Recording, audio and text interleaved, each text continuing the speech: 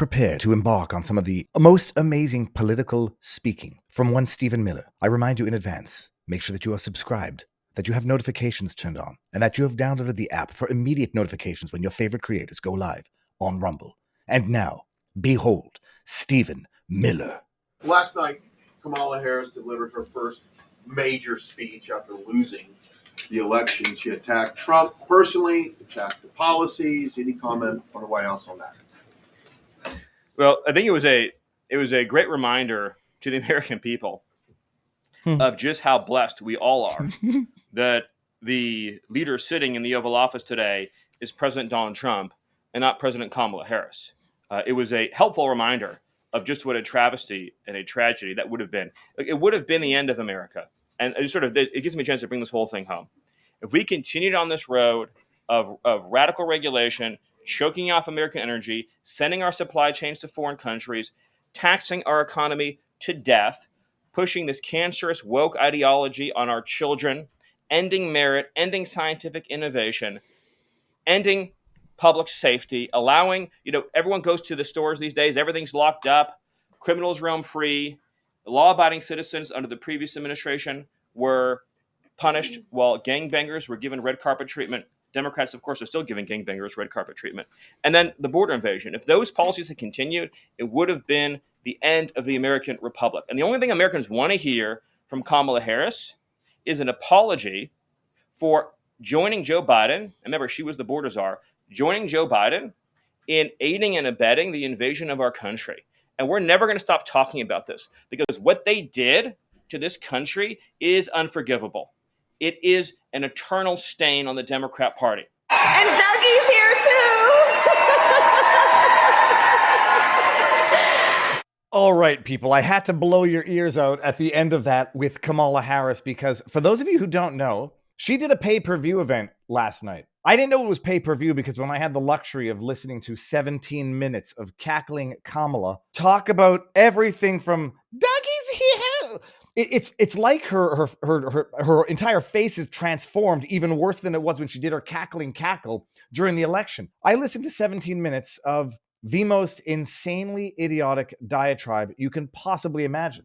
I did it so that you don't have to. Now, there are people on the internet positing that she was intoxicated, inebriated, medicated. I don't know for certain, but what I can tell you is that it was the most idiotic, unhinged lunacy. There was one statement that she said that I actually agreed with, if you can believe this. So she gave a 17-minute talk, pay-per-view, you paid $25 to listen to cackling Kamala. And for those of you who don't know what my grandmother always used to tell me growing up, a fool and his money are easily parted. There was one statement that Kamala made during her idiotic Billy Madison-esque, potentially medicated speech, and I'll play it for you. And you'll understand why it is that I agree with it. And now, some people in the chat are going to know exactly where this is going beforehand, either A, because you're a part of vivabarneslaw.locals.com, or B, because you follow me on Twitter, or C, you've been around the channel for long enough to know exactly where this is going. Let's listen, shall we? By the way, an agenda that is not lowering costs, not making life more affordable. I got to stop and I got to start again. And I gotta pause. I can't. No, I'll play. I'm playing it. By the way, an agenda that is not lowering costs, not making life more affordable, and not what they promised. It's an agenda, a narrow, self-serving vision of America, where they punish truth tellers, favor loyalists, cash in on their power, and leave everyone to fend for themselves. Has there ever been a more glorious, a more perfect, quintessential example of confession through projection than what we just saw right there? What you saw is what the Democrats do best. They hurl out accusations and statements with absolutely zero support or evidence to back them up. Then they accuse their enemies of doing exactly what they are doing. What was the first half of this? A total load of crap. Unsubstantiated, unevidenced crap. Now, of course, she's on a podium, so she's not going to have to substantiate her claims. She can just make vague statements, and then you hear the occasional, yeah, sing it, sister, testify. By the way, an agenda that is not lowering costs. Oh, I think that's factually incorrect. I think we could probably go look at gas prices, probably go look at egg prices, probably go look at general cost of living, in as much as you can bring down 4 years of devastation in 100 days. Oh, but when it went up before, it was Putin inflation. Now that it's coming down, it was Biden saving the economy, and make it up. By the way, you want to go to Viva Barnes Law and listen to Bourbon with Barnes yesterday. I might post that clip as a standalone clip. His assessment of Trump's first 100 days, impeccable. Not lowering costs, false. I know. Not making life more affordable. Unsubstantiated drivel. And she talks with the back of her nose. Not. And not what they promised. Oh, I'm pretty sure it's exactly what Trump promised, madam. Locking up judges, pardoning Jan 6ers, shutting the border down overnight. It's not all of what he promised, but my goodness, you ask a Trump supporter, you ask a conservative who voted for this, it's exactly what they promised. It's the second part that is glorious. It's an agenda, a narrow, self-serving vision of America. Self-serving vision of America. Who's going to pick our vegetables in the fields if we don't import thousands, tens of thousands, millions of illegal immigrants? Who's going to pick those vegetables? Literally what they said. We done picking cotton is what Jasmine Crockett said. Who's going to wash your toilets, Mr. Trump, is what the Osborne girls said. They literally say it out loud. A narrow vision of America. Let in illegals so that we can exploit them for human slave labor, modern human slavery. Because we done picking cotton, says Jasmine Crockett. We got to import another class of illegal immigrants to exploit for these purposes. The fact is, ain't none of y'all trying to go and farm right now.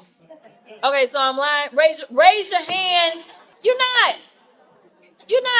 We done picking cotton. We are. You can't pay us enough to find a plantation. I know that's right. Where they punish truth tellers. Where they punish truth tellers. How many examples of this do we need? Doctors getting stripped of their licenses? Protesters getting locked up forever? Tina Peters locked up in a Colorado gulag for 9 years for exposing election fraud in that state? Dexter Taylor locked up in New York for a decade for assembling his own firearm at home? Can you believe it? But the last one is the best. Favor loyalists, cash in on their power, and leave everyone to fend for themselves. Favor their loyalists. You know, kind of like the way that Biden on his way out pardoned Fauci, pardoned the loyalists on that bogus Jan 6 committee. This is what Kamala Harris has to say. You can judge someone by their accusations of others. Mark Twain said you can judge others by the words they habitually use to describe others. That's true unless you're dealing with conservative commentary that habitually comments on the lying, scumbag, tyrant, treacherous scoundrels that are the liberals in Canada and the Democrats in the state. You can judge Kamala by her accusations of others. Everything that she just described is exactly what her 4 years of terror were on America. I love Stephen Miller, though. He comes in and he says, the only thing anyone wants to hear out of her. Hold on, let me bring up Sortor had it starting at the right spot here. So the only thing Americans want to hear from Kamala Harris is an apology. Pause it. Anybody else get the immediate reference or immediately think of that scene from The Other Guys? And he's like, hey, if I wanted to hear what you have to say. Hey, you shut your face. If we want to hear you talk, I will shove my arm up your ass and work your mouth like a puppet. You hear me? Cash bar. Yeah. Peace out, bitches.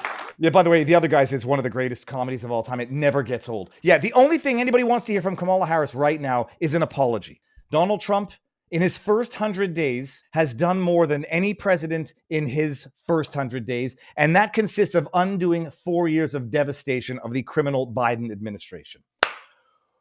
Woo!